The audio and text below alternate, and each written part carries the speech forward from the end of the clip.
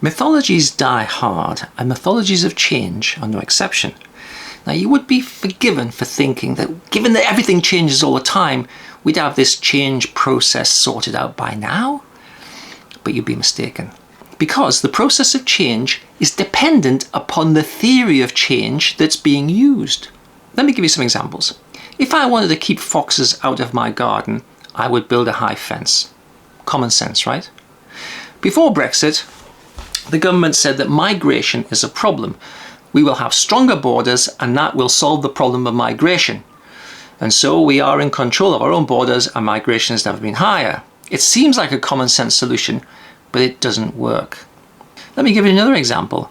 There are many people in the United States that think increased availability of firearms will keep us safe. I guess the theory is common sense thinking. If someone else has a gun and I have a gun, well, I can defend myself.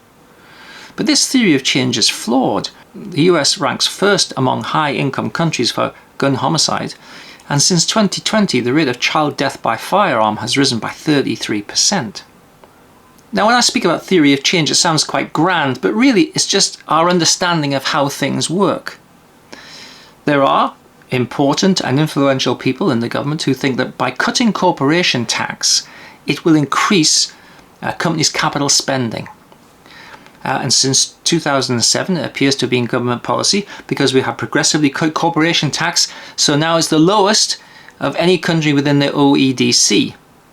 The problem is the theory doesn't work. The theory of change doesn't work because the capital investment is also one of the lowest in the OECD. The reason is this. Of the examples I've given you, the attempts to solve the problems have been from within what's called the first order problem space. In essence, you can't solve a problem using the same thinking that created it. Now, we can conceive of every problem as having a problem space. This is one I prepared earlier. This is the problem space, this is the problem. If I try to create a solution from within this problem space, I'm using the same theory of change that created the problem in the first place. And that then means more of the same thinking creates more of the same problems. The current wars and conflicts going on at the moment seem to be trapped within this first order problem space. To solve a problem, we might well need to move to what's called a second order problem space, where we ask more questions about what is happening rather than why it's happening or any other historical antecedent. Let me give you a simple but pertinent example of what things look like when we switch from a first order problem space to a second order problem space. It's very often the case that high functioning people approach burnout because they have the belief, the commonsensical belief, and it makes absolute sense, yeah, that if you work hard, you will achieve success. Now, that works up to a point, but take a look at this. This is stress, and this is performance. If you work hard, you will achieve a level of performance. Now, ideally, we want to be in the middle. Optimal stress, optimal performance, we're functioning. But if things are not going as you want them to go, and your belief is that you have to work hard to achieve success, which is first order problem thinking, then you will work harder. But as you work harder, you can see that your performance starts to go down because you're burning yourself out. You're kind of using your vitality to get that extra level of hard work. If you continue to do that, you will continue to be so stressed, and then your performance will continue to go down. And it's the point over here somewhere where we achieve burnout, where our first order problem strategy has failed and we don't have another one, and therefore we feel kind of bereft, hopeless, helpless, like nothing more you can do. But take a look at this.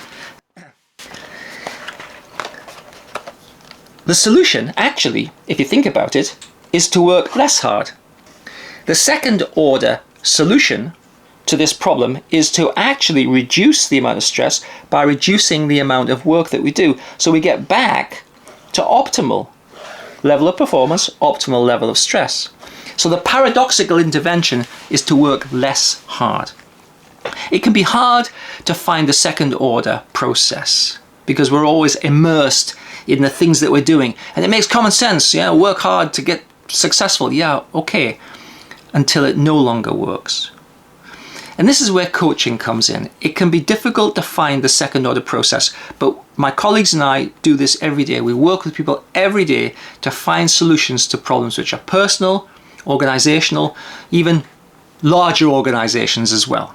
If you want to know about how to achieve and manage change so that it works for you and your organization, please contact us at impactcoaching.uk.